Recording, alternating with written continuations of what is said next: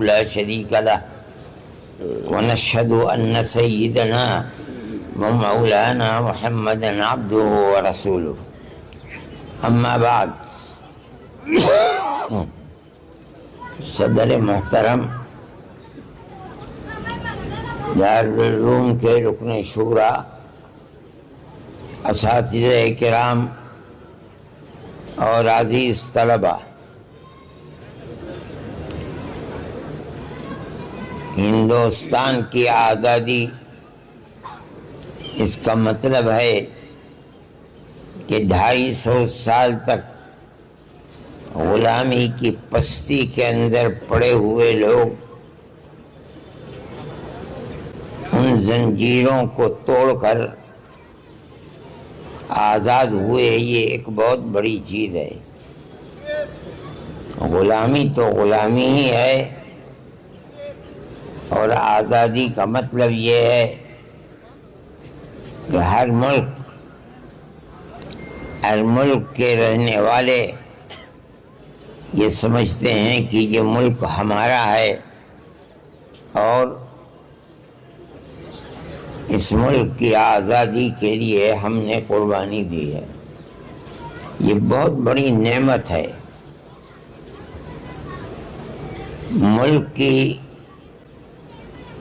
غلامی کا طوق ہمارے گلوں کے اندر پڑا ہوا تھا، اور اس پر تقریباً 250 سال گزرے کہ ایک دوسری قوم نے بہت دور سے آ کر سب سے پہلے سن 1757 کے اندر بنگال میں سر سراج الدین کی حکومت کو ختم کیا.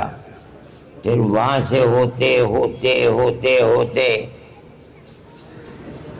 ہندوستان کے مختلف نوابوں کی حکومتوں کے اوپر فیصلہ کیا، اور آخر میں آ کر کے 1803 کے اندر انہوں نے ملک کے اوپر اپنے مکمل اختیار کا ڈھنڈورا پیٹ دیا. 1799 میں ٹیپو سلطان کی شہادت ہوئی.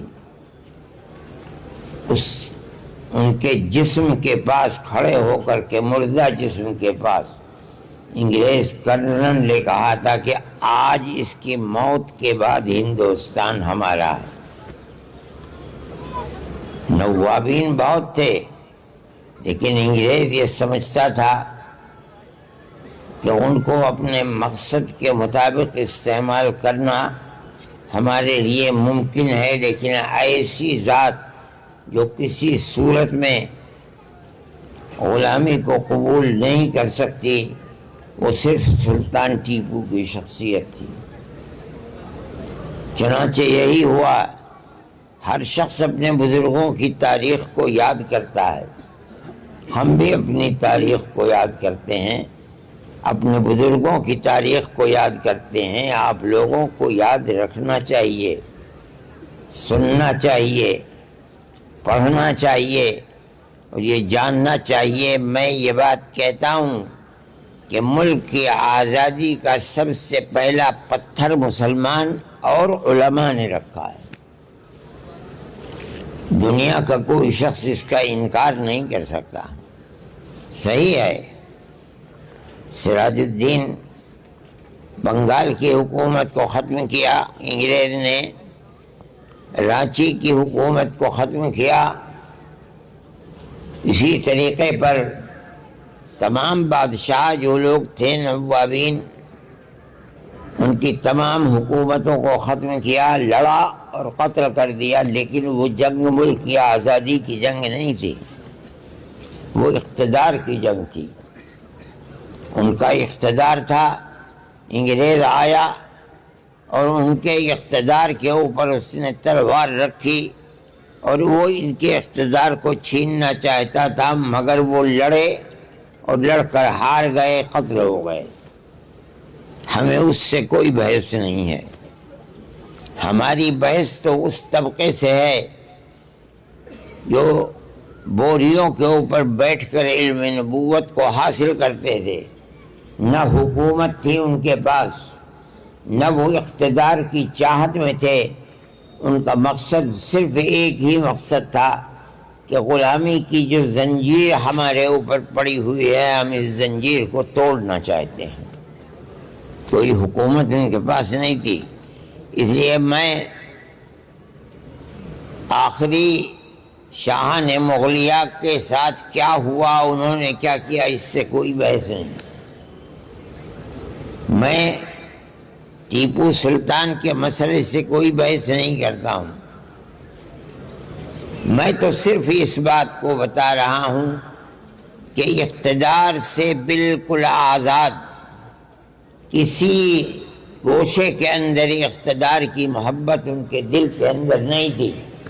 ان کا مقصد صرف اور صرف یہی تھا کہ ملک کو آزاد کیا جائے تاکہ ہم اور ہمارے بعد آنے والی ہماری نسلیں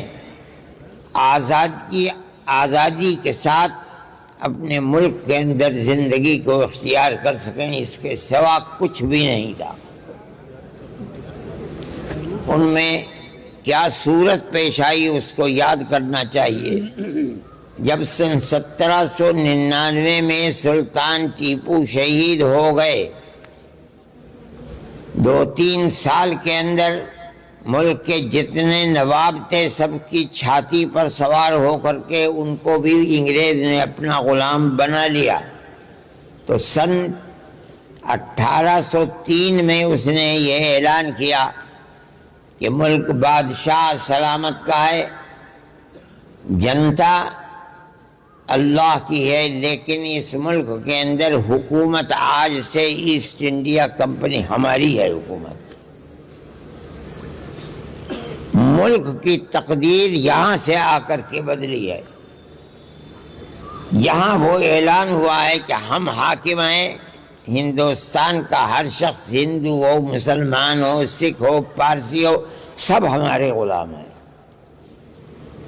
کسی کے اندر ہمت اور جرأت نہیں تھی کہ انگریز جیسی حکومت کو زبان کھول کر کے یہ کہتا کہ تم غلط کہہ رہے ہو، ہم آزاد ہیں، یہ ملک ہمارا ہے۔ بڑے بڑے نوابین، راجا مہاراجا تھے، سب کو سانپ سونگھ گیا، کوئی کچھ نہیں کر سکا۔ آپ اپنی تاریخ کو پڑھیے، اسی دن حضرت شاہ ولی اللہ صاحب محدث دہلوی کے بیٹے حضرت شاہ عبدالعزیز صاحب محدث دہلوی نے یہ اعلان کیا کہ ملک غلام ہو گیا، آج ہمارا غلامی سے ملک کو آزاد کرنا ہر مسلمان کا فرض ہے۔ آپ اپنے بزرگوں کی اس تاریخ کو یاد کیجیے۔ اگر یہ نہیں یاد کرو گے تو تم اپنے مستقبل کو نہ بنا سکتے ہو، نہ تمہیں یہ پتہ ہے کہ تمہاری اس ملک کے اندر کیا خدمات ہیں۔ یہ اعلان سب سے پہلے ایک عالم نے کیا ہے، شاہ عبدالقادر صاحب۔ شاہ عبدالعزیز صاحب کا مدرسہ تھا، اس کے آثار آج بھی ہیں، لیکن شاہ عبدالقادر صاحب جس مسجد کے اندر رہتے تھے وہ مسجد اکبری بیگم کی مسجد تھی۔ کہا جاتا ہے کہ یہ اکبر کی بیٹی تھی جس نے اس مسجد کو بنایا تھا۔ لال قلعہ اور جامع مسجد کے درمیان میں تھی یہ مسجد۔ یہاں بیٹھ کر کے اکابر نے، ان علماء نے ایک عام فیصلہ کیا کہ ملک آج غلام ہو گیا، اس کے لیے جہاد آزادی ہر فرد کا فرض ہے۔ آپ اپنی اس تاریخ کو نہیں جانتے۔ کوئی شخص، بڑے سے بڑا نواب اور بڑے سے بڑا راجا اپنی زبان کے اندر یہ طاقت نہیں رکھتا تھا کہ یہ کہہ دے کہ ملک کی آزادی کے لیے جہاد فرض ہے۔ یہی بوریا نشین لوگ تھے جنہوں نے یہ بات کہی، انہیں اس کی سزا ملی، ان کی جائیدادوں کو قرق کر لیا، ان کے مدرسوں کو ویران کر دیا۔ جس مسجد کے اندر سے اعلان کیا گیا تھا اس مسجد کو توڑ کر دفن کر دیا گیا۔ کس جرم کے اندر؟ یہ کیسے کہہ رہے ہیں کہ ملک کی آزادی ہمارا کردار ہے، ہمارا فرض ہے، ہم ملک کو آزاد کریں گے؟ ان کو اپٹن ایک چیز لگا دی گئی جسم میں، جس کے ان کا جسم سفید ہو گیا، ان کو ایسا زہر کھلایا گیا جن سے شاہ عبدالعزیز صاحب محدث دہلوی کی آنکھیں کوئی بینائی چلی گئی اور وہ اندھے ہو گئے، شہر بدل کر دیا گیا، لیکن کسی طرح سے پھر اس کے بعد وہ دہلی چلے آئے۔ آپ کو معلوم نہیں، ان کے بارے میں یہ چیز مشہور ہے کہ وہ تپتی تپتی دھوپ میں جامع مسجد کے تپتے ہوئے پتھر کے اوپر، آپ نے دیکھا ہوگا پتھر ہے، ننگے پیر اس کے اوپر دوڑا کرتے تھے۔ یہ کیا تھا؟ ملک کی آزادی کی جہاد کے لیے اپنے آپ کو تیار کرتے تھے۔ یہ آپ کے بزرگوں کی تاریخ ہے جس کو آپ نہیں جانتے۔ یہ اعلان ہی نہیں کیا انہوں نے، بلکہ اپنے شاگرد ایک اور ایک ان کے خاندان کے ایک فرد سید احمد شہید بریلوی، جو حضرت علی میاں صاحب مرحوم کے آباء و اجداد میں ہیں، تقیہ رائے بریلی کے رہنے والے تھے، اور شاہ اسماعیل شہید رحمت اللہ علیہ، ان دونوں کو تیار اپنی زندگی کے اندر کر دیا ہزار مصیبتوں کے باوجود۔ حضرت شاہ عبدالعزیز صاحب محدث دہلوی 1824 کے اندر انتقال فرما گئے رحمت اللہ علیہ، لیکن اپنے 2 شاگردوں کو تیار کر گئے تھے۔ ان لوگوں نے پورے ہندوستان کا دورہ کیا، آج کی طرح نہ ہوائی جہاز تھے نہ اور کوئی راستہ تھا، جہاں دریا تھے وہاں کشتیوں کے اندر سفر، ان کا مظفر نگر تک آنا یہ ثابت ہے، اور گھوڑوں کا باندھنا وہاں رہنا یہ بھی ثابت ہے، بلکہ بالکل جنوبی ہندوستان میں کیرلا تک پہنچنا یہ بھی ثابت ہے تاریخ سے۔ کیوں سفر کیا؟ کوئی کاروبار تھا ان کا؟ نہیں، انہوں نے مسلمانوں کو یہ بتایا کہ تم غلام ہو گئے ہو، تم اپنی غلامی سے آزادی کس طرح حاصل کر سکتے ہو۔ یہ تمہارے آباء و اجداد کی تاریخ ہے۔ غازی پور گئے، وہاں ایک شخص نے کہا کہ میں اپنی اولاد کو دیتا ہوں اسی لیے تاکہ وہ اپنے آپ کو جہاد میں آپ کے ساتھ کر کے اور شہید ہو جائے۔ چنانچہ خدا نے اس کی بات کو قبول کر لیا، اور اس نے بہت بڑی رقم جو آج 50 کروڑ روپے کے برابر ہو سکتی ہے حضرت شاہ صاحب کو دی۔ چنانچہ جو لوگ بالاکوٹ کے میدان میں شہید ہوئے ہیں، غازی پور کے اس جوان کا بھی ذکر ہوتا ہے، باپ نے جو نیت کی تھی اللہ نے اس کی نیت کو قبول فرما لیا۔ میرے بھائی، سب سے پہلی آواز مسجد سے اٹھی، اس مسجد کو شہید کر دیا گیا۔ آج بھی اس مسجد کے نشانات موجود ہیں، اور اتفاق یہ ہے 6 7 8 سال پہلے پتہ نہیں کس جگہ کس وقت کھود رہے تھے، اس مسجد کے آثار آ گئے۔ مسلمانوں نے سوچا، جب پتہ چلا کہ یہی وہ مسجد ہے جہاں سے آزادی ہند کی آواز نکلی تھی اور جہاد فی سبیل اللہ کیا گیا تھا، مسلمان ٹوٹ پڑا۔ مگر ہندو جو فرقہ پرست طاقتیں تھیں انہوں نے اس کو گوارا نہیں کیا، اور اس کے بعد حکومت کی قوت کے ساتھ اس کو پھر دوبارہ دفن کر دیا گیا۔ اگر آزادی کی قدر و قیمت پہچاننے والے لوگوں کی حکومت ہوتی تو اس مسجد کو نکال کر کے اور اس کو آثار قدیمہ میں رکھ کر یہ بتایا جاتا کہ انگریز کی غلامی سے نکلنے کی سب سے پہلے آواز یہاں سے اٹھی تھی۔ اگر نہیں کیا گیا پھر اس کو دفن کر دیا گیا۔ لیکن میں ایک بات سوچتا ہوں کہ الہ العالمین زمانہ کس طرح بدلتا ہے۔ ملک کی آزادی، غلامی کی زنجیر کو اپنی گردن سے اتار کر پھینکنا، ملک کی آزادی کی تحریک چلانا، جس کی سب سے پہلی بنیاد اکبر آباد کی مسجد ہے دلی کی، آج فرقہ پرست طاقت کو آزادی ملی ہوئی ہے تو انہی مسجدوں کو کہا جاتا ہے کہ ان مسجدوں کو شہید کر دو۔ کتنی مسجدیں ہیں جن کو روزانہ توڑا جاتا ہے۔ اور وہ قوم جس نے ملک کی آزادی کے لیے 1 2 10 20 ہزار نہیں، ہزار لوگوں کو سولی پر چڑھا دیا، اس قوم کی اولاد کو کہا جا رہا ہے کہ یہ لوگ دیش ویرودھی ہیں، دیش کے دشمن ہیں۔ اس تاریخ کو بیان نہیں کیا جاتا، ہم بیان کرتے ہیں، اس لیے کہ ہمارے باپ دادا کی تاریخ ہے، ہمارے آبا و اجداد کی تاریخ ہے۔ آج ملک کی آزادی پر جشن منایا جا رہا ہے، سب سے پہلے حقدار اس جشن کے ہم اپنے آپ کو سمجھتے ہیں۔ کوئی مائی کا لال ہے تو بتائے کہ آزادی کی تحریک کہاں سے چلی ہے؟ ہم بتا رہے ہیں کہ آزادی کی تحریک کہاں سے چلی ہے۔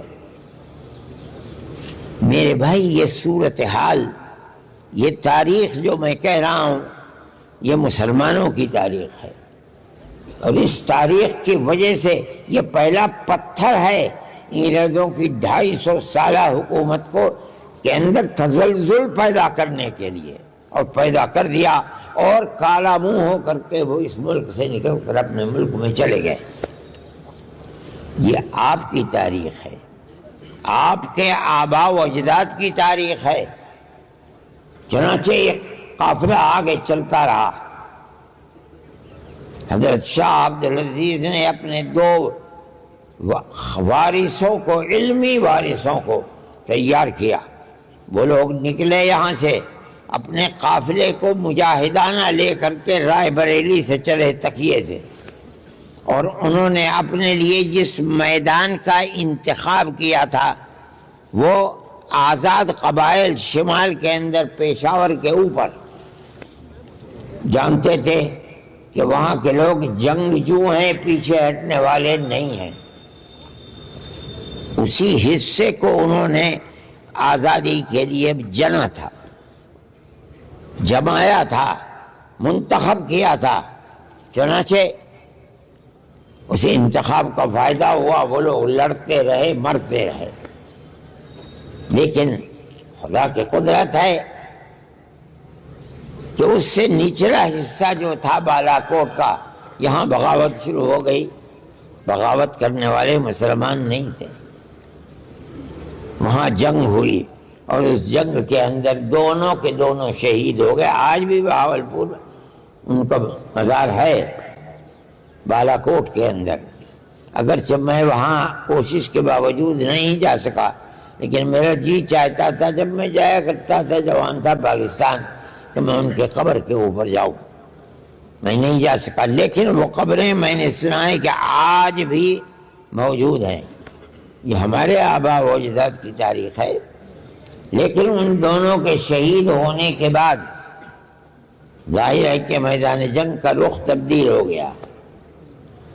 اس تبدیلی کے بعد جو لوگ شہید ہوئے، لیکن جو لوگ بچ گئے، ان میں جو لوگ پٹنے کے رہنے والے تھے، ایک بڑا طبقہ، وہ تو وہیں رہ گیا اور برابر انگریز کے ساتھ لڑتا رہا۔ جو دوسرے لوگ تھے وہ وہاں سے نکلے، اور اب آ کر کے انہوں نے سن 1857 کے بعد دلی کو اپنا مرکز بنایا۔ سن 1857 نہیں، سب سے پہلے جو جنگ ہوئی ہے 1832 بہاولپور، جب وہاں شکست ہو گئی بالا کوٹ کے میدان میں، وہ لوگ بھاگے 32 سے، اور آ کر کے 57 تک وہ جمع ہوئے۔ انہوں نے ہندو اور مسلمانوں کو آزادی وطن کے لیے جمع کیا۔ یہ آپ کی تاریخ ہے۔ اور پھر سن 1857 میں بغاوت کی۔ اس کے اندر ہمارے اکابر حضرت گنگوہی، حضرت نانوتری، ان کے پیر و مرشد حضرت مولانا حاجی امداد اللہ صاحب مہاجر مکی، مولانا منیر الدین صاحب، یہ لوگ اس کے ہیرو تھے۔ ایک جگہ تو انہیں کامیابی مل گئی شاملی کے اندر، مار دیا، بھگا دیا اور توپ خانہ لے کر کے آ گئے۔ لیکن انگریز نے اپنی طاقت اپنے بلبوتے پر نہیں، بلکہ ہندوستان کی وہ قومیں، وہ لوگ جو ان کے ملازم تھے، نمک خوار تھے، ان کو سب کو آگے کھڑا کر دیا۔ سن 1857 کے اندر بھی بہت قتل و غارت گری ہوئی، لوگ جانتے بھی نہیں ہیں۔ میں پرسوں نرسوں مراد آباد میں تھا، میں قبرستان ہے وہاں گنج شہیداں، شہیدوں کا خزانہ، یہ قبرستان وہی ہے جو سن 1857 میں جو مسلمانوں کو انگریز نے قتل کیا تھا، ان کی لاشوں کو وہیں رکھ کر کے قبر کے اندر دفن کیا گیا، اس کا نام ہی پڑ گیا گنج شہیداں۔ نواب منجو خان یہ مراد آباد کے نواب تھے، انگریزوں نے ان کو پکڑ لیا، وہ انگریز کے مخالف تھے، تو بعض لوگ تو کہتے ہیں انہیں زندہ کو بھٹی کے اندر ڈال دی گیا، مر گئے، جلا گئے دی۔ بعض لوگ کہتے ہیں کہ ان کو زندہ، ان کے جسم کو انگریز نے رسی سے اپنے گھوڑے کے پیر میں باندھ کر اور اس کو دوڑایا، ان کے جسم کے ٹکڑے ٹکڑے ہو گئے اور مر گئے۔ مسلمان کی تاریخ ہے، تم نے کیا کیا، تمہارے آباء و اجداد نے اس ملک کے لیے کیا کیا ہے۔ جس قوم کو اپنے آباء و اجداد کی تاریخ یاد نہیں اور معلوم نہیں، وہ قوم کچھ بھی نہیں کر سکتی، فنا ہو جائے گی۔ یہاں میرٹھ کے اندر جن لوگوں نے 1857 میں مخالفت کی ہے، 151 یا 152 لوگوں کو پھانسی پر چڑھایا گیا۔ مورخین کہتے ہیں ان میں اکثریت علماء کی تھی۔ سن 1857 کے اندر صرف دلی کے اندر 32 یا 33 ہزار مسلمانوں کو پھانسی پر چڑھایا گیا۔ کون مسلمان؟ جس کی شکل و صورت سے یہ پتہ چلتا تھا کہ یہ عالم دین ہے۔ انگریز یہ جانتا تھا کہ جب تک ان کا بیج مار نہیں دیا جائے گا تب تک ہم حکومت ملک کے اوپر نہیں کر سکتے۔ 33 ہزار مسلمانوں کو قتل کیا اور لال قلعے کے سامنے جتنے درخت ہیں ان کی لاشوں کو اسی کے اوپر لٹکا دیا گیا، سبق سکھلانے کے لیے جو ہماری مخالفت کرے گا اس کا انجام یہ ہوا۔ یہ مسلمان کی تاریخ ہے، آپ کو اپنی تاریخ کو یاد رکھنا چاہیے۔ آپ کو اپنی تاریخ نہ معلوم ہے، اور یہ بھی کیا ہے خدا جانے۔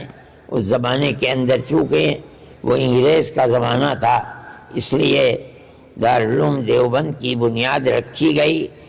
اس کے نظام تعلیم اور نصاب تعلیم کے اندر مسلمانوں کی آزادی ملک کے لیے جو تاریخ ہے نصاب تعلیم میں، وہ تاریخ نہیں رکھی جا سکی، اس لیے کہ 1866 کے اندر دارالعلوم آباد ہوا، قتل و غارت گری کے دروازے کھلے ہوئے تھے۔ اس کے نصاب تعلیم کے اندر کوئی ایسا مضمون رکھنا کہ جس سے لوگوں کے اندر جہاد آزادی وطن زندہ رہے ممکن نہیں تھا، اس لیے وہ نصاب نہیں ہے۔ اس کا انجام یہ ہے کہ ہم اور ہماری اولاد اس سے غافل ہے۔ سنیے، 1857 کے اندر جب اتنی بڑی تعداد قتل ہو گئی، اب مجاہدین آزادی ختم ہو گئے، آئندہ جہاد آزادی وطن کے لیے کون اٹھے گا اور کہاں سے لائیں گے لوگوں کو؟ حضرت نانوتوی رحمۃ اللہ علیہ، حضرت گنگوہی رحمۃ اللہ علیہ جیل میں چلے گئے۔ ان سب لوگوں نے مل کر کے خدا جانے کس طرح حاجی صاحب کو چھپتے چھپاتے بمبئی اور بمبئی سے جہاز میں بیٹھال کر مکہ، اس لیے کہ بہت عمر رسیدہ تھے، ان کو بھجوا دیا مکہ معظمہ میں۔ حضرت نانوتوی رحمۃ اللہ علیہ انگریز کی پکڑ سے رہے دیوبندی میں اور قرب و جوار میں، مگر ان کی پکڑ میں آ نہیں سکے۔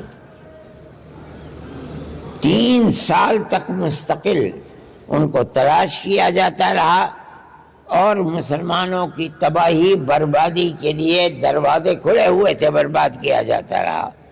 3 سال کے بعد عام معافی کا اعلان ہوا، تب حضرت گنگوہی رحمۃ اللہ علیہ جیل سے نکلے اور حضرت نانوتوی رحمۃ اللہ علیہ باہر آئے۔ لیکن آپ دیکھیے یہ لوگ باہر آئے، ابھی تک دارالعلوم دیوبند کا کوئی وجود نہیں تھا۔ ان لوگوں نے عجیب و غریب ماجرا دیکھا، باپ ہزاروں کی تعداد کے اندر قتل کر دیے گئے، کچھ چھوڑ کر نہیں مرے۔ ماں اپنی عزت و ناموس کی حفاظت کیے ہوئے گھر میں بیٹھی ہے، گھر میں کھانے کے لیے کچھ نہیں ہے۔ اپنے بچوں کو باہر نکالا، بیٹا بھیک مانگ کر کے لاؤ، جو کوڑی 2 کوڑی پیسے 2 پیسے مل جائیں اس سے اپنا اور ہمارا گھر والوں کا پیٹ بھرے۔ اس صورتحال کے اندر مسلمان نے 1857 کے بعد اپنی زندگی گزاری۔ کیا مطلب ہے اس کا؟ سمجھو، جب آزادی ملی اور آئے تو اس چیز کو دیکھ کر یہ نہیں ہوا کہ بیٹھ جاتے اپنے گھر کے اندر یا ہندوستان چھوڑ کر کسی دوسرے ملک میں چلے جاتے، یہیں رہے۔ اور عجیب و غریب ماجرا دیکھا کہ چرچ کے لوگ انگریز باہر ہیں اور وہ بچے کے ہاتھ کو پکڑتے ہیں جو بھیک مانگ رہا ہے، اور اس کی ماں سے کہتے ہیں یہ بچہ ہمیں دے دو، ہم اس بچے کو مفت کھلائیں گے، پلائیں گے، کپڑے دیں گے، رکھیں گے، کھانا دیں گے، اور اس کو پڑھا لکھا کر کے ملازمت دیں گے۔ اس ملازمت کے بعد یہ اپنا پیٹ بھی پالے گا، تمہارا پیٹ بھی پالے گا۔ اور ماں مسکین جس کے پاس کچھ بھی نہیں ہے وہ اس بچے کو انہیں دے دیتی ہے۔ ان لوگوں نے آ کر اس کو دیکھا تو برداشت نہیں کر سکے، جس کا مطلب یہ ہے کہ جس باپ نے ملک کے اندر آزادی کے جہاد میں اپنے آپ کو پھانسی کے تختے پر چڑھا لیا، آج اسی کی اولاد انگریز کی وفادار اور غلام بن رہی ہے، جو کھلائے گا، پلائے گا، رکھے گا، اڑائے گا، پہنائے گا، وہ اولاد انہی کے غلام بن کر کے اٹھے گی، اور جب اوپر بڑھے گی تو اس کو ملازمت بھی ملے گی۔ برداشت نہیں کر سکے یہ لوگ۔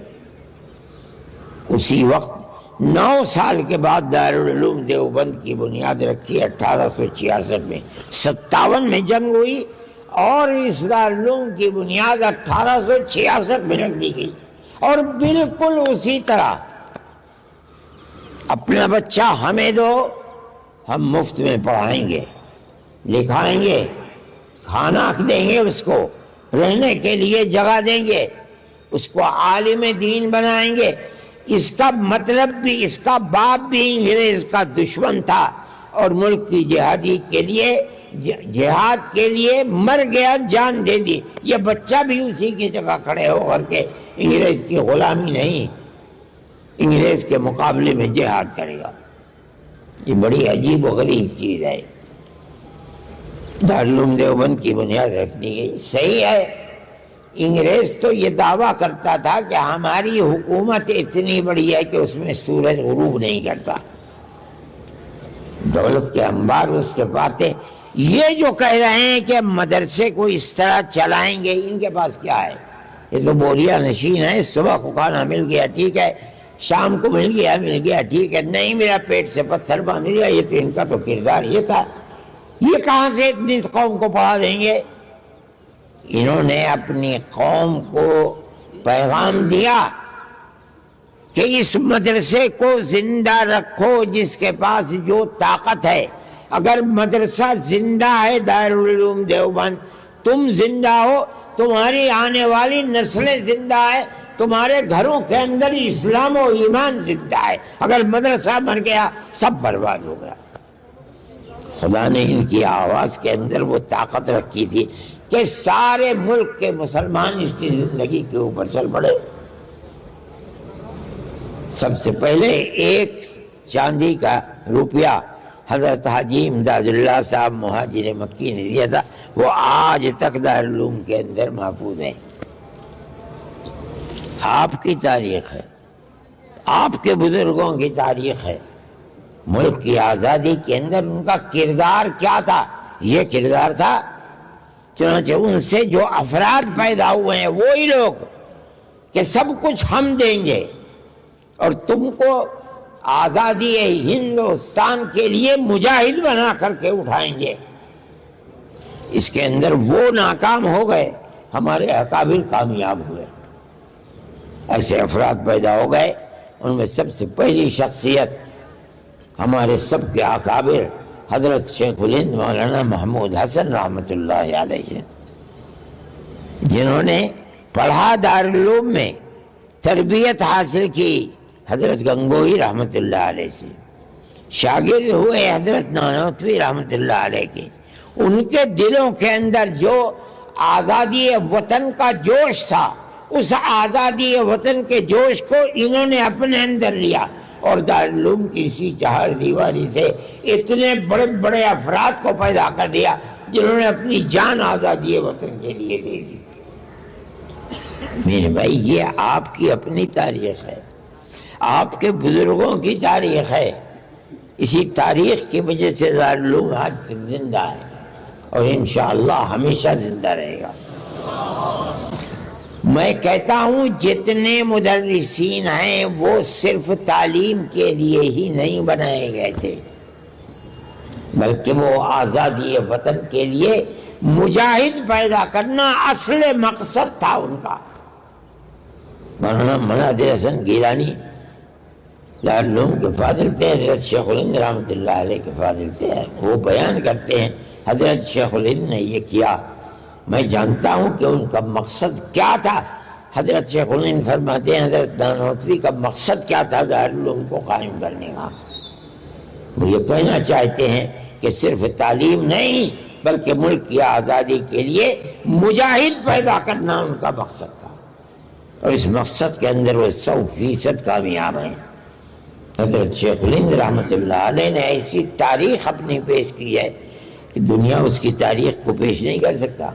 ٹھیک ہے، بہت بڑے ہیرو ہیں مہاتما گاندھی، یقیناً ہیرو ہیں، لیکن اس تمام پوری تاریخ کے اندر آپ کو ایسا کوئی مجاہد آزادی نہیں ملے گا جس نے ملک سے باہر جا کر کے دشمن کی جیل کے اندر رہ کر کے اپنی زندگی کو فنا کیا ہے۔ کوئی نہیں، اگر ملے گا تو صرف شیخ الہند ملے گا۔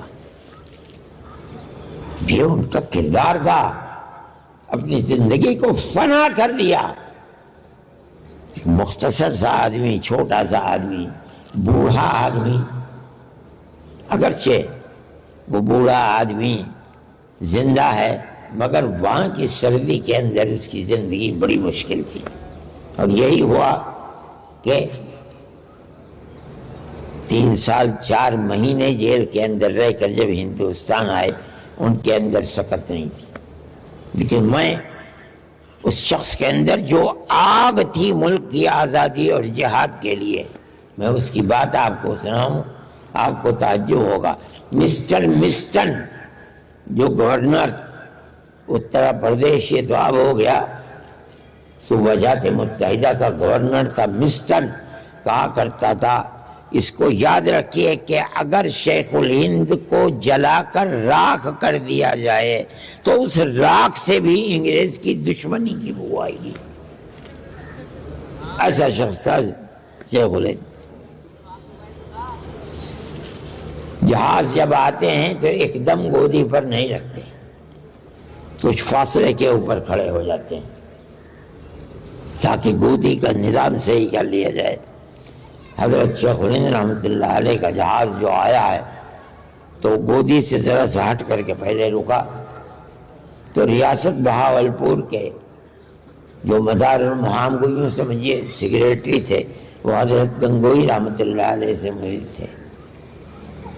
انگریز نے انہیں تیار کیا اور یہ کہا کہ جاؤ جا کر کے شیخ الہند کو اس کے لیے تیار کرو کہ اب آ گئے چھوٹ کر کے، اب اس تحریک کو چھوڑ دیں اور گھر میں بیٹھیں اور دارالعلوم کے اندر پڑھائیں۔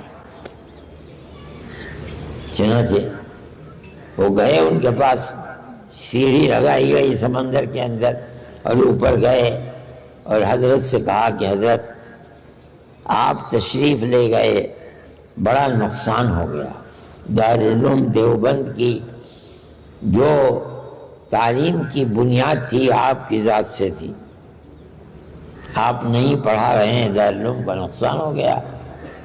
اور حضرت آپ نے پوری کوشش زندگی لگا لی انگریز کے خلاف، انگریز کی حکومت تو اپنی جگہ پہ ہوگا نا، اب دوبارہ اس کو شروع کرنا اس کے مقابلے میں یہ اچھا ہے کہ آپ جہاں بیٹھ کر خدمت کر رہے تھے وہیں بیٹھ کر خدمت کیجئے، تاکہ علم اور تصوف، آپ تو حضرت حاجی امداد اللہ صاحب مہاجر مکی کے خلیفہ ہیں، اس لیے اس کی ترویج ہونی چاہیے۔ حضرت شیخ الہند خاموش بیٹھے سنتے رہے، جب کہہ چکے وہ اپنی بات تو حضرت نے سر اٹھایا، فرمایا کہ میں آ گیا ہوں چھوٹ کر ہندوستان، مگر میں آپ سے کہتا ہوں کہ جس سرزمین پر انگریز کی حکومت ہے اس سرزمین میں جینا اور رہنا تو دور کی بات ہے، مجھے مرنا بھی گوارا نہیں ہے۔ کہ وہ کس قدر اس کے دل کے اندر آزادی وطن کی چیز تھی۔ میں تو صرف اس لیے آیا ہوں کہ میں ہندوستانی لوگوں کو یہ پیغام دوں کہ انگریز کی غلامی حرام ہے،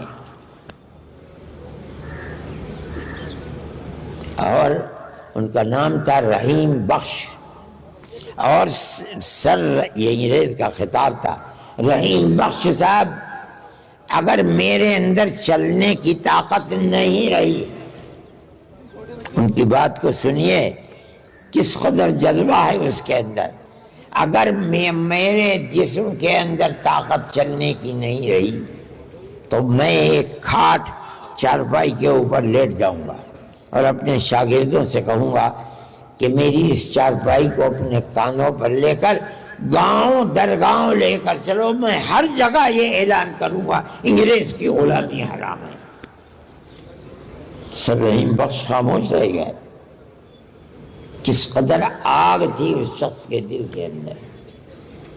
آپ حضرات اس تاریخ کو نہیں جانتے، اگر آپ اس تاریخ کو جانیں گے تو آپ کو پتہ چلے گا، آپ کے دل کے اندر جنگ آزادی میں جو کچھ کیا ہے اس سے حوصلہ پیدا ہوگا۔ آپ کیجئے، نہیں کریں گے تو اس کا مطلب یہ ہے کہ جو اپنی تاریخ کو نہیں جانتا وہ اپنے مستقبل کو کبھی بھی آباد نہیں کر پائے گا۔ میرے بھائی وہ دنیا سے چلے گئے، جمعیت علماء انہی کے لیے بنائی گئی تھی۔ جب پتہ چلا کہ معافی کا اعلان ہونے والا ہے اور آنے والے ہیں تو ان کے شاگرد رشید مفتی کفایت اللہ صاحب رحمۃ اللہ علیہ نے اور کچھ علماء نے مل کر یہ پروگرام بنایا کہ حضرت کے لیے جماعت ایک پلیٹ فارم بنایا جائے، حضرت آئیں گے تو اس پلیٹ فارم پر دوڑیں گے۔ چنانچہ امرتسر میں جمع ہوئے اور جمع ہو کر کے جمعیت علماء کی بنیاد رکھی، مفتی کفایت اللہ صاحب اس کے صدر، لیکن تمام تاریخی کتابوں میں آتا ہے کہ وہ صدر عارضی تھے۔ یہ طے تھا کہ جب حضرت شیخ الہند رحمۃ اللہ علیہ واپس آئیں گے صدر وہی بنیں گے۔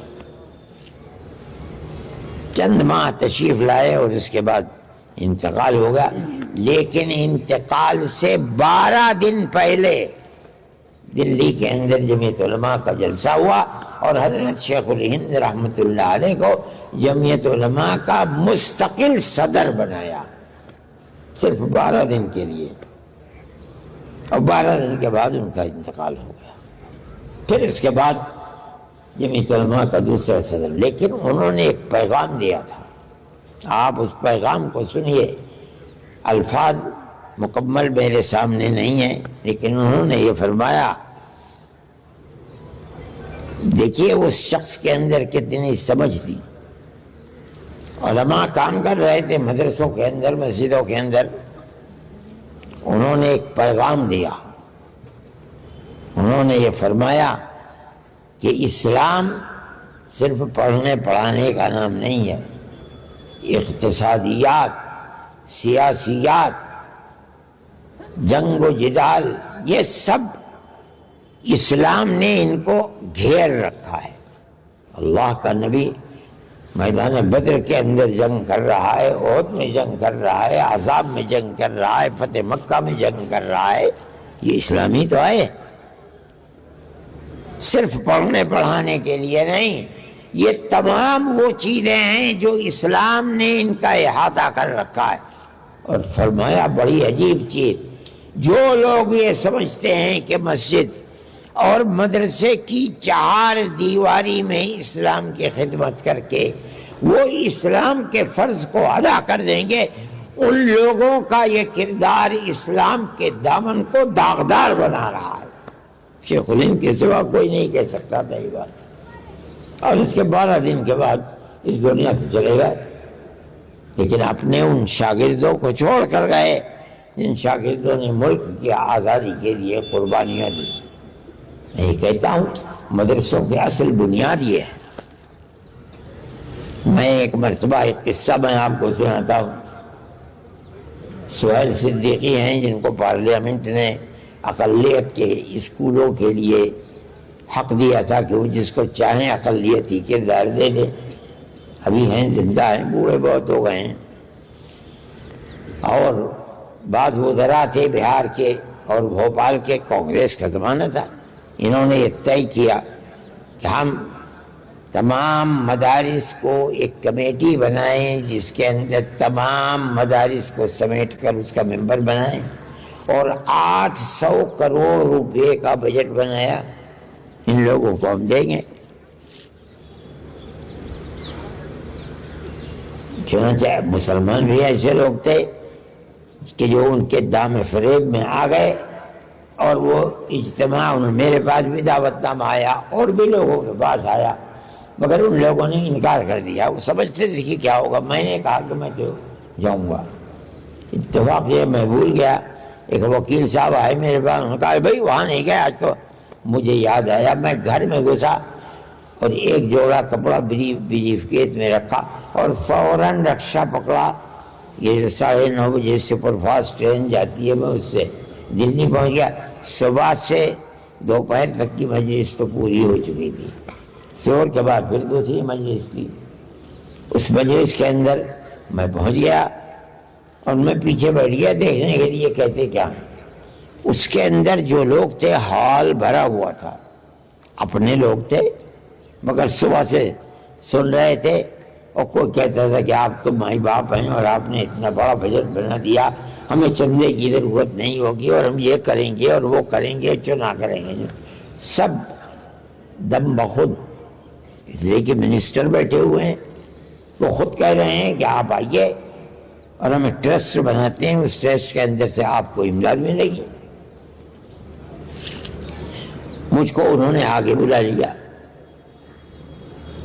بعض اساتذہ دارالعلوم میں تھے، مرحوم ہو گئے وہ سب جو اس کی تائید میں تھے۔ میں جب بیٹھا تو مجھ سے انہوں نے شاید 1 یا 2 آدمی بولے، اور اس کے بعد جماعت اسلامی کے ایک صاحب تھے، وہ بولے کہ مدرسوں کے اوپر ہاتھ ڈالنا یہ بڑا خطرناک ہوگا، میرے خیال میں مدرسوں کو اس سلسلے سے آزاد رکھا جائے۔ اس کے بعد انہوں نے مجھے دے دیا، میں نے 10-15 منٹ تقریر کی۔ میں نے کہا کیوں آپ کے دل کے اندر درد ہے مدارس کے سلسلے میں؟ مدارس تو آپ سے امداد کے طالب نہیں ہے، 100-150 سال ہو گئے ہیں مدارس کو، مدارس بڑھ تو رہے ہیں، گھٹ تو نہیں رہے ہیں، تو آپ کو کیا اس کی فکر ہے کہ آپ یہ کہتے ہیں؟ آپ کو یہ معلوم نہیں کہ مدارس کا کردار کیا ہے؟ اور میں نے ان کو بتایا کہ اسی دلی کے اندر 33,000 مسلمانوں کا قتل کیا گیا، ان کی اولاد در بدر گھومتی تھی، بھیک مانگتی تھی لوگوں سے، انہی اولاد کو پکڑا اور پکڑ کر کے ملک کی آزادی کے لیے مجاہدین پیدا کرنے کے لیے سب سے پہلا ادارہ 1866 میں دارالعلوم دیوبند بنایا گیا تاکہ ملک آزاد ہو جائے۔ سن 33 کے اندر سارے مجاہدین ختم ہو چکے تھے اور دارالعلوم دیوبند سے سینکڑوں ہزاروں مدرسے بن گئے، لیکن اصل بنیادی مقصد کیا ہے؟ ملک کی آزادی۔ آپ کیوں چاہتے ہیں کہ آپ مدارس کو اپنا تابعدار بنا دیں؟ آپ اگر آج دیں گے تو کل کو آپ لیں گے بھی چھوڑ نہیں سکتے۔ وہ جو وزیر بیٹھے تھے کہنے لگے کہ ہم وعدہ کرتے ہیں کہ اب کبھی کوئی دخل نہیں دیں گے مدرسے۔ میں نے کہا آپ ٹھیک کہتے ہیں جو کہتے ہیں، لیکن میرے بھائی آج آپ کہہ رہے ہیں آپ وزارت کی جس کرسی پر بیٹھے ہوئے ہیں، مجھے بتائیے کہ 3 سال گزرنے کے بعد دوسرا الیکشن آ جائے گا، آپ اسی کرسی پر بیٹھے رہیں گے؟ حکومتیں آتی ہیں، الیکشن کے اندر چلی جاتی ہے، دوسری آ کے بیٹھ جاتی ہے۔ آپ تو مجھے ضمانت 3 سال کی نہیں دے سکتے، اور میرے دل کے اندر یہ جذبہ ہے کہ اگر میں قیامت تک زندہ رہوں گا تو مدرسوں کی خدمت کرتا رہوں گا، چلاتا رہوں گا۔ میری آپ سے کس بنیاد پر مصالحت ہوگی؟ میری کوئی مصالحت آپ سے نہیں ہوگی۔ آپ کیوں؟ آپ دیں گے تو مدرسوں کی اینٹ اکھاڑ کر پھینک دیں گے۔ میں نے کہا ان سے کہ مدرسے اور مسجد یہ دونوں ہمارا دین ہے۔ اگر مسجد کے اندر نماز پڑھی جاتی ہے، مدرسوں میں نماز پڑھنا سکھلایا جاتا ہے۔ اگر اعتکاف کیا جاتا ہے، مدرسے اعتکاف کرنا سکھلاتے ہیں۔ اگر قرآن مسجد میں پڑھا جاتا ہے، مدرسے قرآن پڑھنا سکھلاتے ہیں۔ آپ یہ چاہتے ہیں کہ اسلام کی شعاع کو بجھا دیں، چراغ بجھ جائے، ہم اس کے لیے تیار نہیں ہیں۔ ہم آپ سے ایک پیسہ نہیں لیتے۔ ہماری قوم جس حال کے اندر ہے، 100 سال سے 150 سال سے مدرسوں کو چلا رہی ہے۔ مدرسے ترقی کر رہے ہیں، مدرسے بیٹھ نہیں رہے ہیں، ہم آپ کے ساتھ نہیں۔ تو میں یہ کہہ کر کے بیٹھ گیا۔ میرے بعد ایک اور صاحب، میرے ذہن میں نام نہیں رہا ہو، انہوں نے کہا آپ نے مجھے ارشد کے بعد بہت دے دیا، آپ پہلے مجھے دیتے تو میں بولتا۔ اب انہوں نے، ہمارے لوگ تو بیٹھے ہوئے تھے مگر بیچارے بالکل خاموش تھے۔ بھوپال کے مفتی عبدالرزاق بھی بیٹھے ہوئے تھے، وہ پٹھان آدمی۔ وہ جو آدمی کھڑا ہوا میرے بعد، اس نے جہاں 1-2 منٹ کے بعد یہ کہا کہ مدرسوں نے اپنے کردار کو ختم کر لیا، مفتی صاحب تو کہا اسے خبیث کو نکال کر یہاں سے، کیسی بات کرتا ہے۔ بڑے سخت کلمات۔ جب میں نے دیکھا کہ ماحول گرم ہو گیا تو میں نے سہیل صدیقی صاحب کے ہاتھ پہ ہاتھ رکھا، میں نے کہا اچھا میں تو جاتا ہوں۔ تو وہ مجھے پکڑ لیا، انہوں نے خدا کے لیے بیٹھے رہو، اس مجمع کو ہم نہیں سنبھال پائیں گے۔ تو میں نے مفتی صاحب سے کہا بھائی کیا کر رہے ہو یار، ختم کرو بات کو، آپ اپنی بات کہیے۔ میں یہ کہتا ہوں کہ کہیے، لیکن دوسرے کی سنیے بھی وہ کیا کہہ رہا ہے۔ یہ کوئی بات نہیں ہے کہ آپ کی مرضی کے مطابق ہو تو آپ سنیں، مرضی کے مطابق ہو نہ سنیں۔ ہم نے اپنے کردار کو پیش کر دیا، ان حضرات کو دیجیے موقع۔ چنانچہ انہوں نے کہا کچھ اول فول بچی، لیکن صدر کانگریس نے اس کے بعد کہا کہ تم نے کس بھیڑ کے چھتے کے اندر اپنے ہاتھ کو دے دیا، اس موضوع کو ختم کرو۔ وہ موضوع ختم ہو گیا الحمدللہ۔ مدرسوں کا کردار یہ ہے، یہ مت سمجھیے کہ صرف مدرسے پڑھانے کے لیے ہیں۔ حضرت نانوتوی رحمۃ اللہ علیہ کا مقصد کیا تھا؟ شیخ الہند بتا رہے ہیں کہ کوئی نہیں جانتا، میں جانتا ہوں۔ کیا مطلب؟ علم ہے، لیکن بنیادی طور پر مجاہدین جو 30-32 ہزار کی تعداد کے اندر صرف دلی میں، ورنہ سنبھل، مراد آباد، میرٹھ، یہ دیوبند سے 3-3 4-4 میل کے اوپر پھلاس اور سانپلا ہے، آگ لگا کر ختم کر دیا گیا تھا، پوری آبادی ختم کر دی گئی۔ دیکھیے علماء کے ساتھ تھے، اس تاریخ کو کوئی جانتا ہی نہیں ہے، نہ آپ لوگ پڑھتے ہیں نہ آپ لوگ جانتے، لیکن جانیے ملک کے اندر ہمارا یہ کردار تھا، اور ملک کی آزادی کے بعد آپ دیکھیے ہمارا مقصد صرف ملک کو آزاد کرنا تھا، اس کے سوا کوئی اور مقصد نہیں تھا۔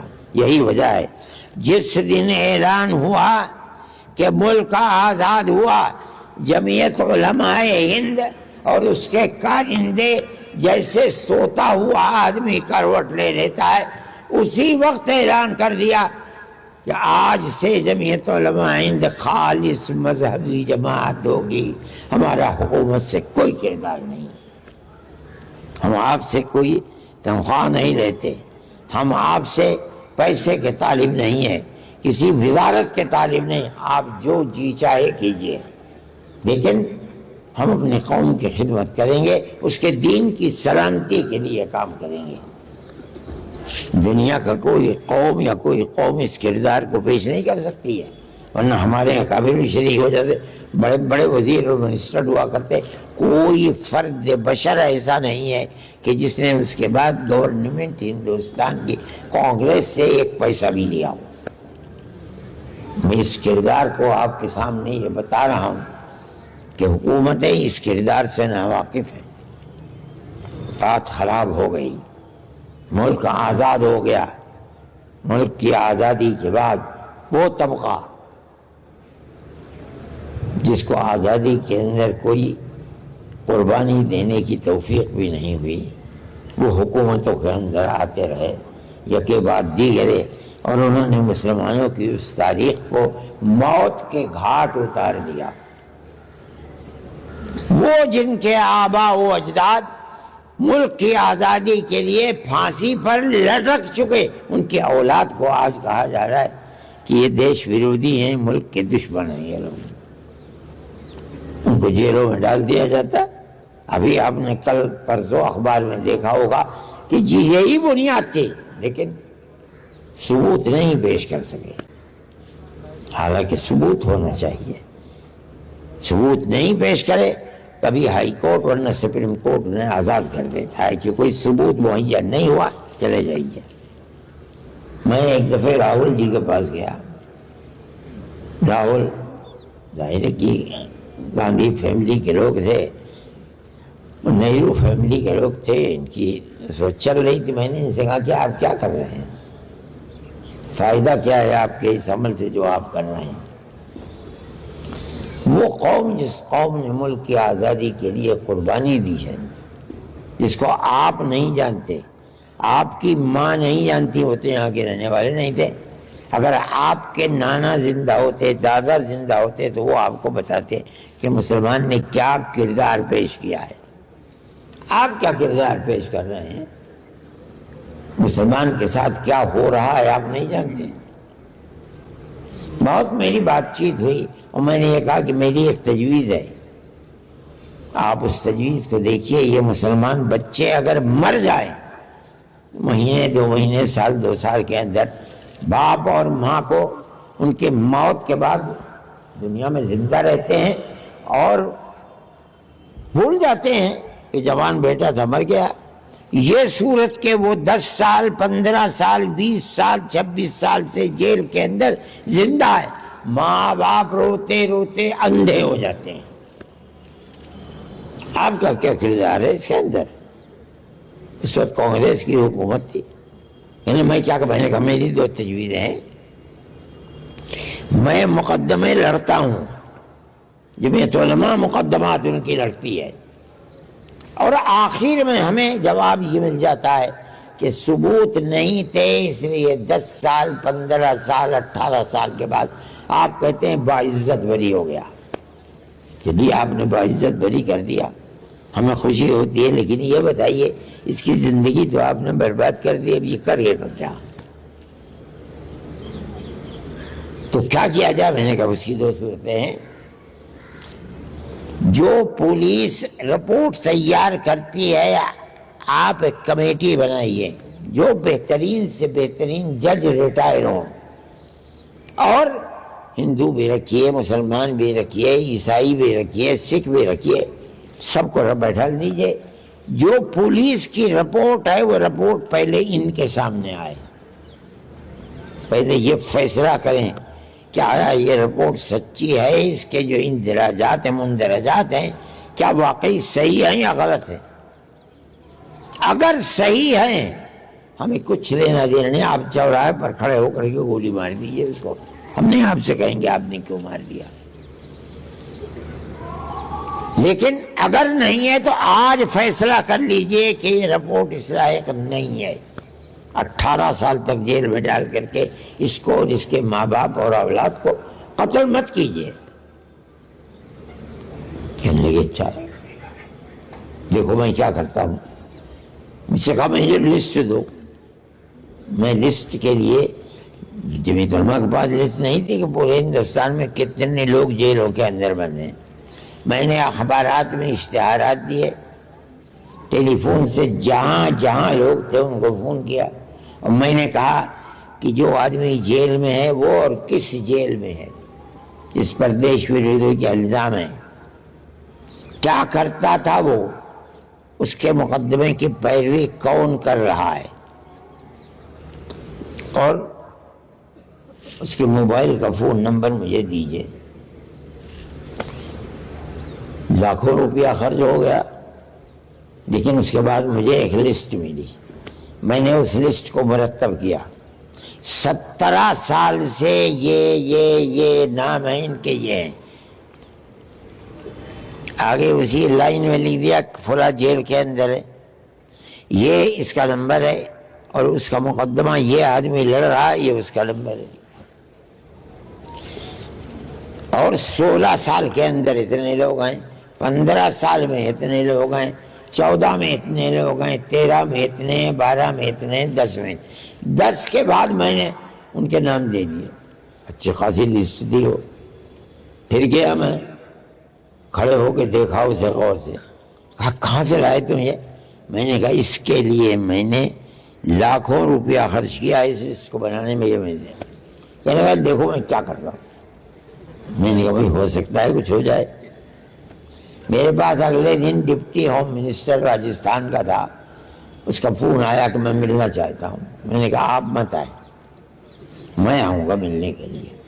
میں سمجھ گیا کہ یہ کیوں کر رہے ہیں، راہل نے ان سے کہا تھا، انہوں نے مجھ سے ملنا چاہا، اگر آپ آئیں گے تو 10 آدمی اپنی ضرورتوں کے لیے میرے پیچھے کھڑے ہو جائیں گے، میں آپ کے یہاں جاؤں گا کسی کو پتہ بھی نہیں چلے گا۔ آئی بی اور دوسرے افسران انہوں نے سب بیٹھا رکھے تھے۔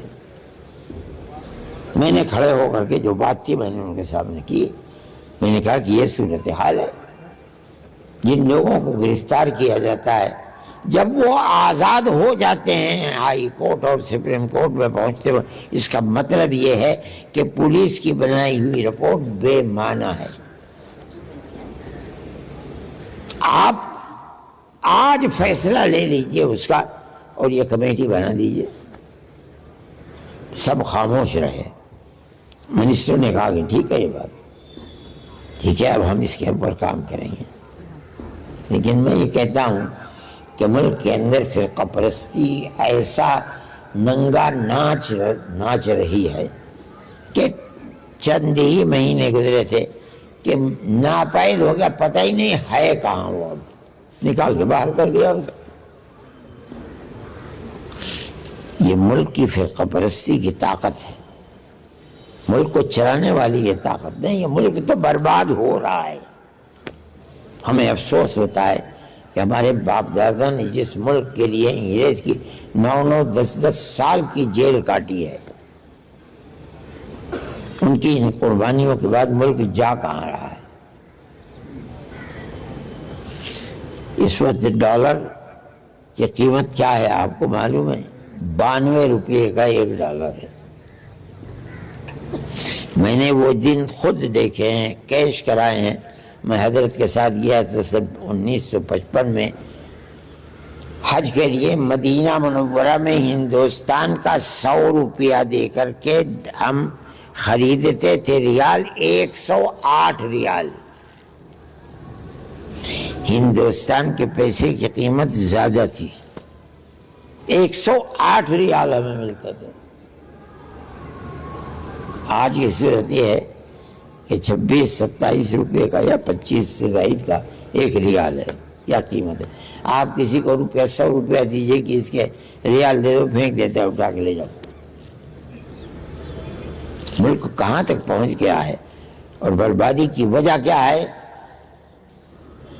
انہیں کیا معلوم ہے کہ مسلمان نے ملک کی آزادی کے لیے کیا قربانی دی ہے؟ یہ اپنے بڑوں کے نام پیش کر دیں کہ ہماری یہ قربانی ہے، مر جائیں گے پیش نہیں کر سکتے، اور اگر پیش کریں گے جھوٹ ہی پیش کریں گے۔ دارالعلوم اپنے اس مقصد کے اندر ابھی بھی کامیاب ہے۔ جو لوگ آپ کو کام کرتے نظر آئیں گے، چاہے تعلیمی اعتبار سے، چاہے باطل کی کے گھروندے کو توڑنے کے لیے، رد قادیانیت، رد شکیلیت، دارالعلوم دیوبندی کے لوگ آپ کو ملیں گے، بلا واسطہ ہوں یا بالواسطہ ہوں۔ جہاں بربادی اور تباہی آتی ہے، کام کرنے والے لوگ یہی ملیں گے۔ لیکن یہ افسوس کی بات ہے کہ وہ مدرسے جن کی اینٹ اور پتھر رکھا گیا تھا آزادی وطن کی مجاہدین کے لیے، انہی کی بنیادوں کو اکھاڑ کر پھینکنے کے لیے گورنمنٹ اپنی جگہ پر تیار ہے۔ میں آپ کے سامنے صرف یہ بتانے کے لیے آیا تھا کہ دارالعلوم کی زندگی کا اس کے اندر کردار کیا ہے۔ یہ کردار ہے دارالعلوم کا۔ آخر میں آتے آتے ایک بات یہ آ گئی کہ یہ جو بنی ہوئی ہے لائبریری، اس کے اوپر ہیلی پیڈ بنانا چاہتے ہیں۔ ریت پاگل آدمی، ہمارے یہاں کب ہیلی کاپٹر آتا ہے؟ ہم کیا بنائیں گے اس میں؟ کس لیے بنائیں گے؟ لگتا ہے ایسا یہ سمجھتے ہیں کہ روزانہ ہیلی کاپٹر سے مولانا عبدالخالق صاحب مدراس جایا کریں گے۔ یہ بات سوچنے کی ہے۔ اس وقت سے لے کر آج تک آپ قانوناً کسی ٹوٹی جگہ پر اینٹ بھی نہیں رکھ سکتے۔ کس کے لیے؟ دارالعلوم کے لیے۔ کون سا دارالعلوم؟ جس کی بنیاد ملک کی آزادی کے لیے مجاہد پیدا کرنے کے لیے رکھی گئی تھی، اور انہوں نے مجاہد پیدا کیے۔ مفتی اعظم حضرت شیخ الہند رحمۃ اللہ علیہ کے شاگرد ہے، مولانا حفیظ الرحمن صاحب، حضرت مدنی رحمۃ اللہ علیہ، بشیر احمد بھٹا، اور کون اور کون اور کون، اگر گنو گے سارے علماء کی فہرست ملے گی آپ کو، کون لے ملک کی آزادی کے لیے کام کر رہے تھے۔ تقدیر کی بات ہے، آج انہی کی اولاد دہشت گرد کہلاتی ہے۔ انہی کے بنائے ہوئے مدرسوں کو کہا جاتا ہے کہ یہ دہشت گردی کا اڈا ہے۔ میں کہتا ہوں کہ یہ ملک کی اور ملک پر حکومت کرنے والوں کی جہالت کی بات ہے، جانتے ہی نہیں کچھ، پڑھا ہی نہیں ہے کچھ۔ وہ کیا جانے کہ ملک کی آزادی کے لیے مسلمانوں کی قربانی کیا ہے۔ آپ کی قربانی یہ ہے، آپ اپنے اکابر کی تاریخ کو پڑھیے، ڈھونڈیے کتابیں، انہوں نے کیا کیا اور کیسے کیا، ان تمام چیزوں کو دیکھیے۔ میں یہ نہیں کہتا ہوں کہ کسی نے کچھ نہیں کیا ہوگا لوگوں نے۔ دیکھیں نا، اخلاف جو بعد میں آنے والے لوگ ہیں، اگر مسلمان ہے تو سب سے پہلے مسلمانوں کی قربانی کو آزادی کے اندر جو پیش ہوئی اسے پیش کرے گا۔ آپ اپنی قربانی کو پیش کیجئے۔ کون مائی کا لال ہے جو اپنے بزرگوں کی قربانی کو ہم پیش کر سکتے ہیں؟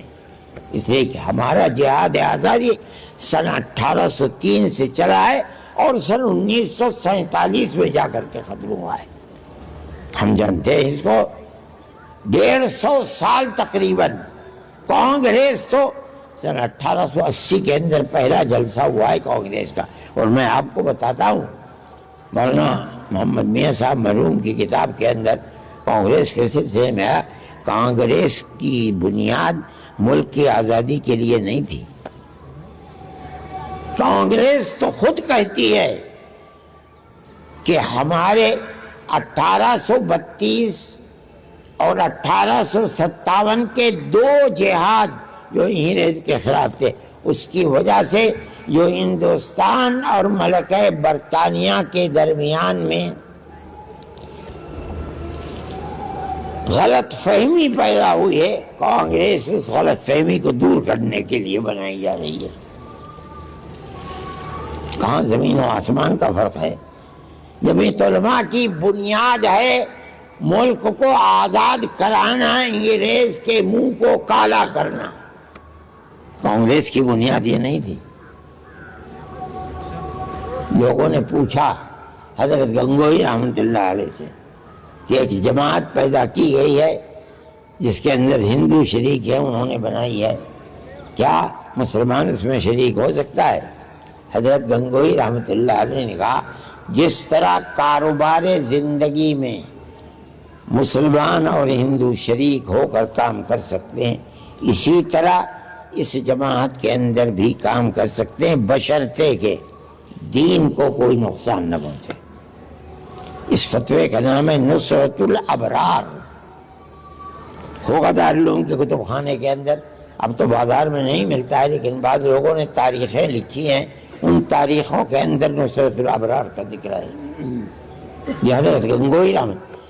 کانگریس، میں نے آپ سے کہا آپ غور کیجئے، کانگریس ملک کی آزادی کے لیے نہیں بنائی گئی تھی، غلط فہمی دور کرنے کے لیے بنائی گئی تھی۔ حضرت گنگوئی رحمۃ اللہ علیہ نے فتویٰ دے کر آزادی دے دی کہ گھسو، اور گھس کر کانگریس کی بنیاد کو ختم کر کے اپنی بنیاد کو قائم کرو۔ چنانچہ اس طرح کانگریس میں مسلمان گھسا، اور وہ لوگ جمعیت علماء ہی تھے، انہوں نے گھس کر کانگریس کے جس مقصد کے لیے ختم کر کے آزادی وطن کے اوپر کانگریس کو جا کے کھڑا کر دیا۔ یہ کام مسلمان کا ہے، جمعیت علماء کا ہے۔ جمعیت علماء جماعت ہی اعتبار سے تو بنی ہے 1919 میں کانگریس کے وجود کے بعد، لیکن وہ طبقہ جو برسر پیکار تھا علماء کا، وہ تو 80 سال پہلے بن چکا تھا، جس پر شاہ عبدالعزیز صاحب محدث دہلوی نے اعلان جہاد کیا تھا۔ اور اس اعلان جہاد کی اتنی طاقت تھی کہ کانگریس کو اپنے رخ کو پلٹنا پڑا، اور جو جمعیت علماء کہتی تھی اور علماء کہتے تھے اسی پر آنا پڑا۔ اس چیز کے اوپر قائم نہیں رہ سکے وہ۔ میرے بھائی، یہ آپ کا کردار ہے۔ حضرت گنگوئی رحمۃ اللہ علیہ کا یہ فتویٰ در حقیقت یہی تھا کہ گھسو، تنہا مسلمان ملک کو آزاد نہیں کرا پائے گا، کانگریس کو اپنی گود میں بیٹھا لو اور اس کے مقصد کو تبدیل کر دو، جہاں تم کھڑے ہو اپنے ساتھ میں لا لو۔ چنانچہ بہار کے اندر، اب تو بہار میں نہیں رہا وہ، چلا گیا اتراکھنڈ میں نے ایسے میدانوں کو دیکھا جس میں ایک طرف کانگریس کا جلسہ، دوسری طرف جمعیت علماء کا جلسہ، اور جو تجویز پاس کی ہے جمعیت علماء کے جلسے میں بڑی بحث ہو رہی ہے اس کے اوپر، کانگریس تجویز پاس نہیں کر سکی۔ جب انہوں نے تجویز کو پاس کیا تب اس تجویز کو کانگریس پاس کر چکی ہے۔ اس طرح سے انہوں نے کانگریس کو اپنے ہاتھ کے اندر لیا۔ یہ آپ کی تاریخ ہے، آپ کے بزرگوں کی تاریخ ہے، آپ اس کو نہیں سمجھتے ہیں۔ میں کہتا ہوں سمجھنا چاہیے، پڑھنا چاہیے، تاکہ آپ کے دل کے اندر حوصلہ اور قدر پیدا ہوگی۔ آپ کے بزرگوں نے کیا کیا ہے ملک کے لیے، قربانی کیا دی ہے۔ لیکن میرے بھائی زمانہ بدل گیا، اب جو لوگ ہیں وہ ملک کو، وہ پرانی تاریخ جو مسلمان کی تاریخ تھی، ہر تاریخ کو مٹا رہے ہیں۔ نصاب تعلیم کے اندر اپنی سچی جھوٹی تاریخ کو لوگوں گرا کر رکھ رہے ہیں، اور وہ سچی تاریخ جو مسلمانوں کی آزادی وطن کی تاریخ، اس تاریخ کو آگ لگا رہے ہیں۔ میں یہ کہتا ہوں کہ یہ چیز ہے، آپ نے آج یہاں جمع ہو کر کے، بہت دیر ہو گئی ہے اور مجھ سے بولا بھی نہیں جاتا ہے زیادہ، 10:30 ہو گئے ہیں۔ میں نے آپ کے سامنے جو بیان کیا ہے، میرے دل میں یہ بات آتی ہے کہ طلبہ دارالعلوم کو اس سلسلے کے اندر اپنی تاریخ کو پہچاننا چاہیے۔ اگر آپ نہیں اپنی تاریخ کو جانیں گے تو آپ اپنے مستقبل کو آباد نہیں کر پائیں گے، یاد رکھیے گا۔ آپ کے اندر حوصلہ پیدا ہوگا، آپ یہ کہہ سکیں گے کہ ملک کی آزادی کے لیے تم نے کام کیے ہیں، تو بتاؤ کیا کام ہے تمہارا؟ ہم جس چیز کو کہہ رہے ہیں اس کو دیکھو۔ میرے بھائی، یہ چیز ہے اصل۔ آپ لوگ آئے، اس کے اندر شریک ہوئے، بڑی اچھی بات ہے۔ اس طریقے کے مواقع کے اوپر ہر قوم اپنے بزرگوں کی قربانیوں کو پیش کرتی ہے۔ ہم بھی ایک قوم ہیں ملک کے اندر، ہم اپنے آباء و اجداد کی قربانی کو پیش کرتے ہیں۔ انہوں نے کیا کیا کیا ہے، اگر میں بتاؤں گا تو بہت وقت لگے گا، اور میرے اندر ہمت بھی نہیں بتانے کی۔ آپ حضرات کو پڑھنا چاہیے، اس طرح کی کتابوں کو تلاش کر کے ان کتابوں کو پڑھنا چاہیے۔ اپنے آباء و اجداد اور اساتذہ کے اساتذہ کی تاریخ کو پڑھنا چاہیے۔ میں یہ بات کہہ رہا ہوں آپ کو، کوئی چیز اس میں چھپی ہوئی نہیں ہے۔ یقیناً وہ لوگ بھی یہاں بیٹھے ہوئے ہوں گے، یقیناً جو میری اس تقریر کو ریکارڈ کر کے اور اپنے مرکز تک بھیجے۔ میں نے کوئی چوری کی بات نہیں کہی ہے، یہ تو کتابوں میں لکھی ہوئی باتیں ہیں۔ ہم جو کہتے ہیں ہمارا سینہ اتنا بڑا ہے، 52 انچ کا نہیں 100 انچ کا ہے ہمارا سینہ، اس وجہ سے کہ ہمارے آباء و اجداد نے ملک سے غلامی کی زنجیر کو نکالا اور حکومت کرنے والوں کے چہرے کے اوپر کالک پوت دی۔ کوئی اور اس کی نظیر پیش نہیں کر سکتا۔ میں آپ کو بتاؤں، گاندھی جی کو مہاتما بنانا حضرت شیخ الہند رحمۃ اللہ علیہ کا کام ہے، آپ نہیں جانتے ہیں۔ حضرت نے یہ بات کہی کہ کسی فرد کو ایسا بناؤ مہاتما بنا کر کے، اور چونکہ مذہبی ملک ہے، جب یہ نکلے گا تو ہر طرف لوگ اس کے اوپر جھکائیں گے، اور وہ ایسا آدمی ہونا چاہیے جو ملک کی آزادی کے لیے اپنے کردار کو پیش کرتا ہو۔ چنانچہ نام آئے، مگر ان لوگوں کے نام آئے جو پنڈت تھے۔ حضرت نے فرمایا کہ پنڈت تو خود اپنے آپ کو سب سے بڑا سمجھتا ہے ہندوستان میں، آپ نے اگر اس کو دے دیا تو یہ کیا بات ہوئی؟ کسی غیر پنڈت کو دو۔ چنانچہ گاندھی جی کا نام آیا سامنے، اور اسی کو ان کو مہاتما کا خطاب دیا، اور مولانا فرنگی مالی ان کو ساتھ دیا۔ جمعیت علماء نے چندہ دیا، اس کے اندر پیسے مہیا کیے، اور اس کے بعد سارے ملک کے اندر مہاتما کی حیثیت سے مولانا فرنگی مالی کے ساتھ ساتھ انہوں نے دورہ کیا، تب مہاتما گاندھی مہاتما بنے۔ تو آپ سمجھیے اس تاریخ کو، یہ پاکیزہ تاریخ ہے جو آپ کی تاریخ ہے۔ اللہ تعالی مدارس کی بھی حفاظت فرمائے، مساجد کی بھی حفاظت فرمائے، اور اس کے ساتھ ساتھ ہمارے ملک میں اس پیار و محبت کو پیدا اللہ تعالیٰ فرما دے جو 1400 سال سے تاریخ کو امتیازی شان دینے والی تھی، کہ گاؤں در گاؤں مسلمان اور ہندو ساتھ رہتا تھا، ہر ایک چاچا کہہ کر کے دوسرے کو بلاتا تھا، دکھ اور درد کے اندر پیار کے ساتھ اس کے اندر شریک ہونا ہمارا ایک طرح امتیاز تھا۔